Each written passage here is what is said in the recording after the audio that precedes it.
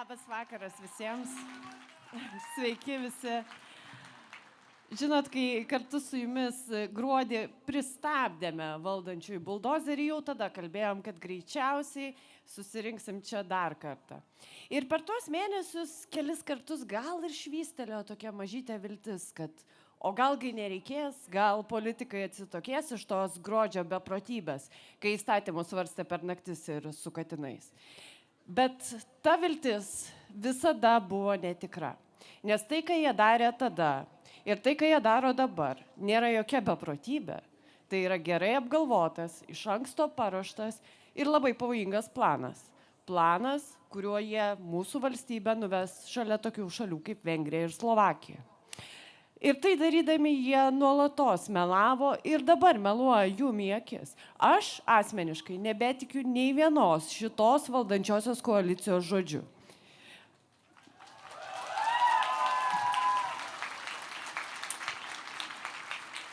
Jie melavo, kad įstatymą pataisė ir išgirdo ekspertų balsus.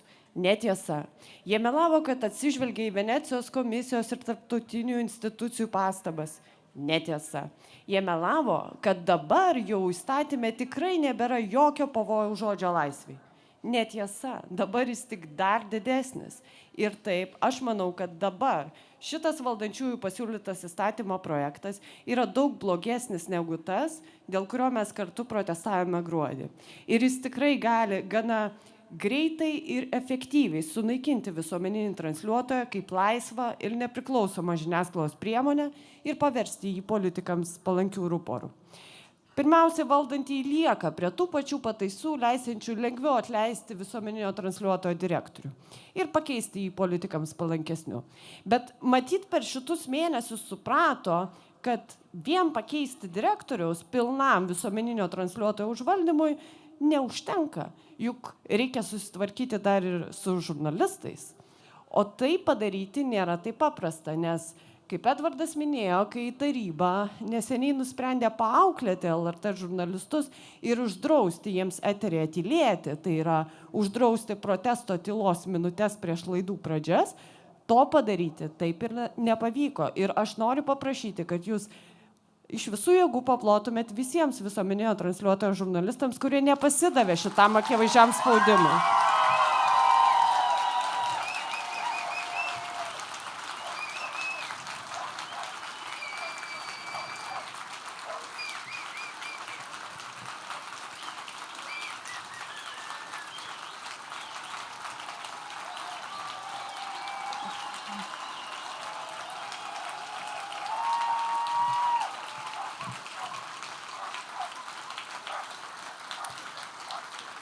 Dabar politikai kartu su LRT taryba bando pašalinti iš eterio jau konkrečius jų nemėgstamus vedėjus. Juos galima išvardinti ir konkrečiom pavardėm. Andrius Tapinas, Edmundas Jakilaitis, Rita Miliūtė ir dar daug kitų. Aš prisimenu, prieš kokius 5 metus prie LRT pastato protestavo saujelė marginalų. Kai kurie iš jų laikė plakatus Miliūtė lauk. Tai dabar tą patį bando padaryti Seimo nariai įstatymo lygmeniu, tik šiek tiek mandagiau suformulavę. Na ir aišku, vyšnia ant torto, tai yra naujausias valdančiųjų siūlymas, kad LRT galėtų veikti tik sudariusi 5 metų sutartį su vyriausybė. Tai iš esmės LRT žurnalistams vyriausybė, politikai duotų vyriausybinius pavedimus, kokias laidas, kiek ir kokių laidų jie turi sukurti. Na, ir aš čia nejuokauju, politikai patys apie tai kalba gana išdidžiai įvairiose laidose ir apie tai pasakoja. Iš esmės grįžtume į tokius laikus, kai Centro komitetas, dabar Ingos Ruginienės vyriausybė, sukurtų 5-mečio planą visuomeniniam transliuotojui. Aš galvoju, kad jie matyti ne tik gerinti santykius su Baltarusija planuoja, bet ir pasimokyti šio to iš Lukašenkos ketina, nes taip vyksta, nebent pas jį. Aš sugalvojau tokios sutarties juodraštį, kaip jis galėtų atrodyti. Tai maždaug taip. Lietuvos Respublikos vyriausybė paveda 5 metams visuomeniniam transliuotojui Beatos virtuvę pakeisti į Žemaitaičio kuchnę. Taip pat Paveda sukurti per metus bent 50 laidų, kas geresnio premjerė, kur būtų parodyti tikrieji, gerieji šios vyriausybės darbai, o ne taip, kaip premjerė už mokesčių mokėtojų pinigus su visa šeima atostogauja Romoje. Na, ir aišku įpareigoti, kad dviračio žinios parodijuotų tik opozicijos politikus, parodant visą jų aroganciją. Ir jokių žurnalistinių tyrimų, jokios kritikos šiai pačiai nuostabiausiai iš valdžių. Aš aišku, čia šaržuoju ir juokauju, bet tai skamba visai nejuokingai.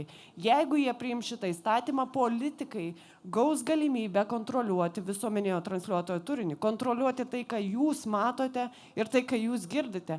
Ir tai ištarus darosi tikrai baisu. Ekspertai jau pasakė tiesiai, šitas įstatymas gali būti laikomas cenzūra, kuri draudžiama Konstitucijoje. Šitam įstatymui nepritarė niekas, jau 10 institucijų ekspertai, tarptautinė bendruomenė išsakė pastabas, bet valdantieji toliau pasako, koks puikus jų įstatymo projektas.